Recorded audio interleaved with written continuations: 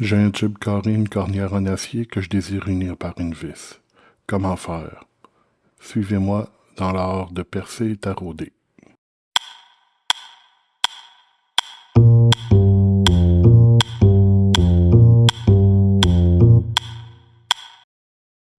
Voici l'exemple que je vais utiliser aujourd'hui. Je désire unir mes deux parties d'acier par une vis. Pourquoi? C'est tout simplement pour être en mesure de pouvoir le démonter si besoin est. Et évidemment, j'y ajoute une rondelle que je mets ici en verre pour pouvoir mieux répartir la surface de pression.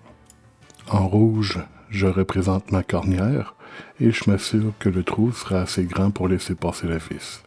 En bleu, j'ai le tube d'acier carré qui aura les filets pour tirer sur la vis. Pour ce faire, je vais utiliser une vis d'1 demi-pouce. Je vais me référer à ma charte impériale de filetage pour voir mes diamètres. Alors, je regarde dans ma machine Screw Size la colonne du diamètre nominal et je descends jusqu'à la rangée d'1 demi-pouce. Et je vois que j'ai 3 types différents de filetage possibles. Alors, j'ai le UNC, le UNF et le UNS. Donc, filetage grossier, filetage fin et filetage extra fin. Je n'ai dans ma disponibilité que 2 types de filets, soit les grossiers et les fins. Lequel choisir? Regardons les caractéristiques comparatives de ces filets. Le pas de filet grossier a, premièrement, moins de risque d'avoir des croisements de filets et est plus rapide lorsqu'on fait du montage et démontage. Les filets fins, eux, permettent un ajustement plus précis, nécessitent moins de force de couple pour une même force de serrage, les filets sont plus résistants et ont moins tendance au desserrage. Puisque je n'ai pas beaucoup de matière pour mes filets, je vais préférer celui qui a plus de force, les filets fins. Avec une rondelle, évidemment. Pour déterminer quel sera le diamètre de mon perçage, je vais devoir encore me référer à la charte impériale de filetage.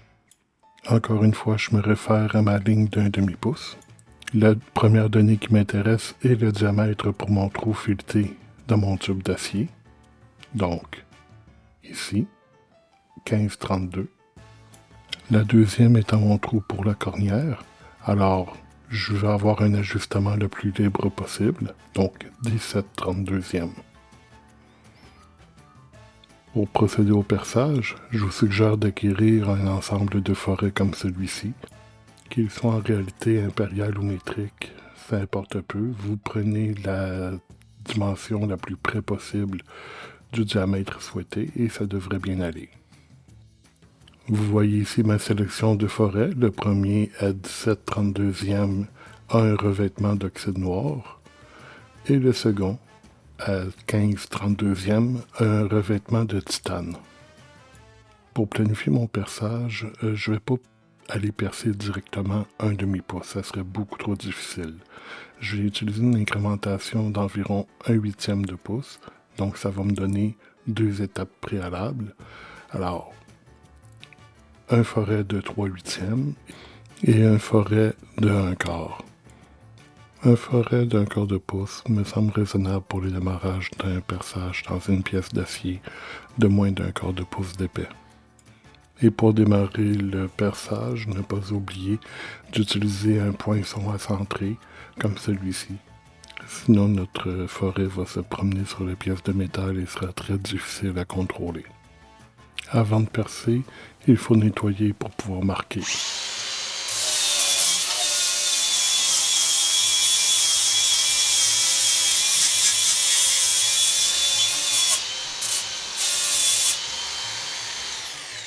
Pour faciliter mon marquage, j'utilise du bleu de Prusse.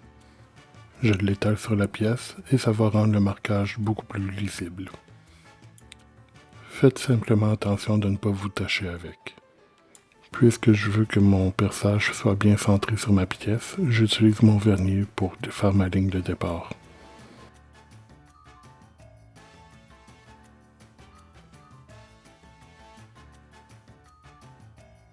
Ici, je vais utiliser une rondelle pour m'assurer d'avoir assez d'espace pour l'insérer dans le montage final. Parfait. Et maintenant le poinçon. On va pouvoir maintenant percer. Mais avant, mettre un peu d'huile pour permettre, premièrement, de la lubrification et également dissiper la chaleur.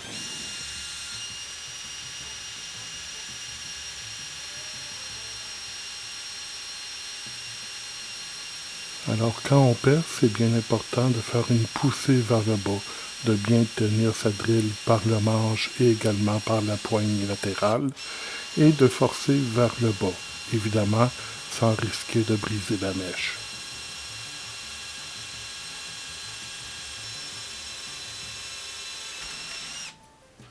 Maintenant, le plus dur est fait.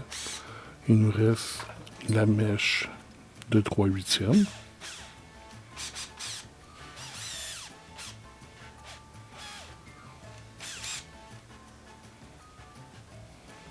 Vous allez voir, c'est beaucoup plus facile. Ah, un petit peu de chaleur, on va mettre de l'huile. Le mandrin à serrer, et voilà. La dernière étape, notre mèche de 1732.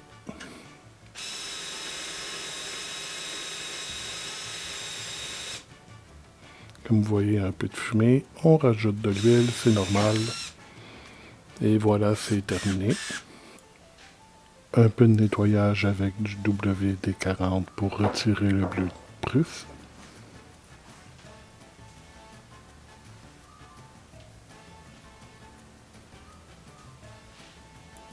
On n'oublie pas de passer un petit coup débavurateur. Par la suite, nous entamons la deuxième pièce qui est le tube d'acier. On va commencer par le nettoyer.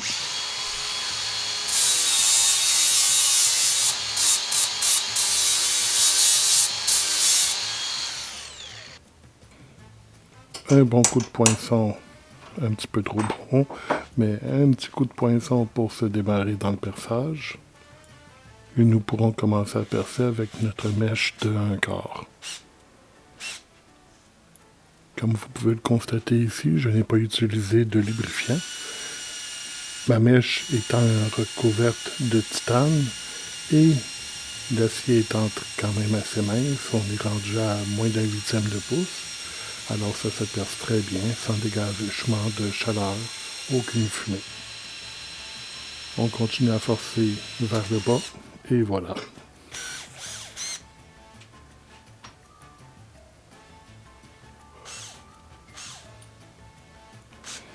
On change pour la mèche de 3/8.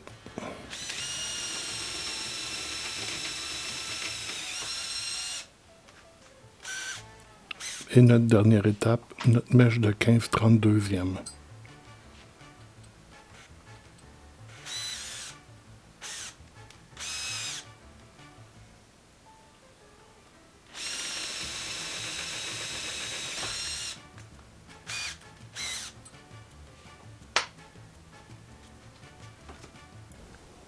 Et voici une étape solennelle, la recherche de la filière.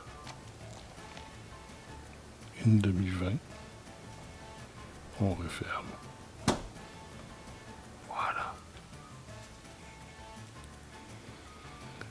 Commençons. Jamais oublié de nettoyer la surface. On ne veut pas avoir de petits morceaux de métal qui vont venir s'insérer entre notre filière et notre trou.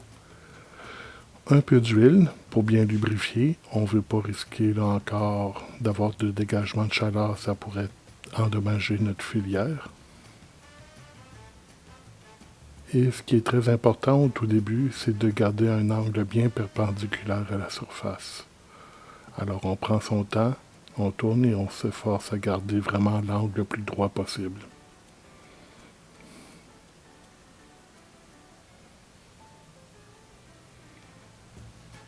On ne peut jamais mettre trop d'huile.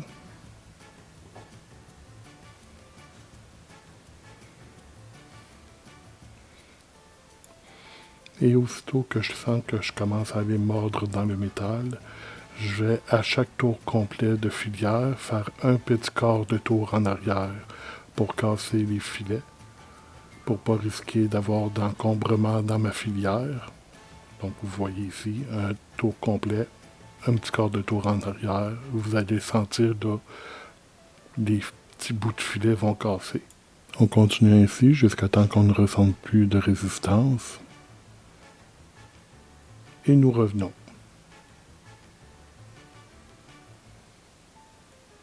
On fait évidemment attention avec le retrait de la filière de ne pas endommager nos filets.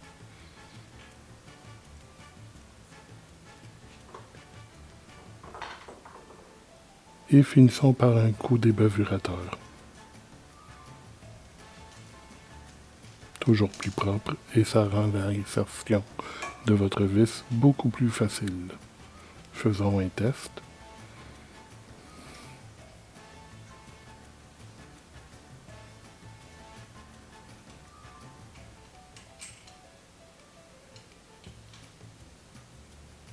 Parfait, ça rentre facilement.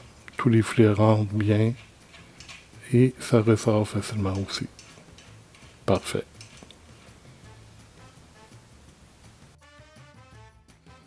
Comme vous pouvez le voir ici, le métal est vraiment très mince. Alors, les filets sont à peine 2-3 filets d'épais.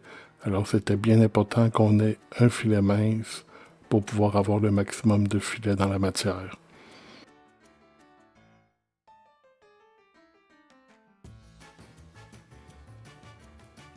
Le moment de vérité, nous faisons maintenant l'assemblage.